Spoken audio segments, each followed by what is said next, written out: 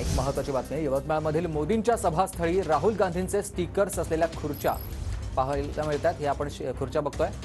पंतप्रधान नरेंद्र मोदी यांचा आज यवतमाळ दौरा, त्या ठिकाणी सभेचं आयोजन करण्यात आलं आणि तिथे लावलेल्या खुर्च्यांवर राहुल गांधींचे हे स्टिकर्स आहेत। स्कॅन टू डोनेट अशा आशयाचे हे स्टिकर्स असलेल्या या खुर्च्या आहेत। राहुल गांधींच्या नागपुरातील सभेत वापरण्यात आल्या होत्या या खुर्च्या आणि त्याच खुर्च्या आता पंतप्रधान नरेंद्र मोदी यांच्या सभेस्थळी देखील ठेवण्यात आलेल्या आहेत। गजानन उमाटे माझे सहकारी आपल्याला याविषयी अधिक माहिती देतात। गजानन,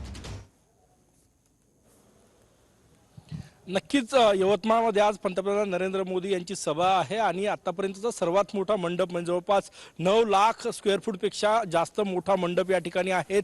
2.25 लाख खुर्च्या टाकण्यात आल्या, परंतु काही खुर्च्यांवर या ठिकाणी राहुल गांधी यांचे फोटो असलेले स्टिकर्स जे आहेत ते लावण्यात आलेले आहे। याच खुर्च्या नागपुरातील राहुल गांधी यांच्या सभेत होत्या, त्याच खुर्च्या जशाच्या तशा हा जो कंत्राटदार आहे त्यांनी हे स्टिकर सुद्धा काढलेले नाही आणि तशाच खुर्च्या आणलेल्या आहे। आपण बघू शकतो या ठिकाणी बऱ्याचशा खुर्च्या अशा आहे की ज्या खुर्च्यांवर राहुल गांधी यांचे स्टिकर लागलेले आहे। बघा हे दृश्य, स्कॅन टू डोनेट यांनी ज्यांनी खुर्च्या पुरवल्या त्यांनी हे स्टिकर्स काढलेले नाही, जसे तशा खुर्च्या या ठिकाणी आणलेल्या आहेत आणि या ठिकाणी बऱ्याच खुर्च्यांवर राहुल गांधी यांचा फोटो असलेले स्कॅन टू डोनेटचे स्टिकर लागलेले आहेत। आयोजकांकडून कदाचित त्यांना आता TV9च्या बातमीनंतर सांगितलं जाईल की हे स्टिकर्स काढायला पाहिजे। 4 वाजता सभा आहे आणि जसेच्या तशा खुर्च्या या ठिकाणी नागपूरच्या सभेतल्या आणण्यात आलेल्या आहेत। ज्या खुर्च्यांवर अशा प्रकारे राहुल गांधी यांचे स्टिकर जे आहे ते लागलेले आहे। मी एकदा सभा मंडप दाखवतो। जवळपास 47 एकरामध्ये भव्य दिव्य असा हा सभा मंडप या ठिकाणी उभारण्यात आलेला आहे।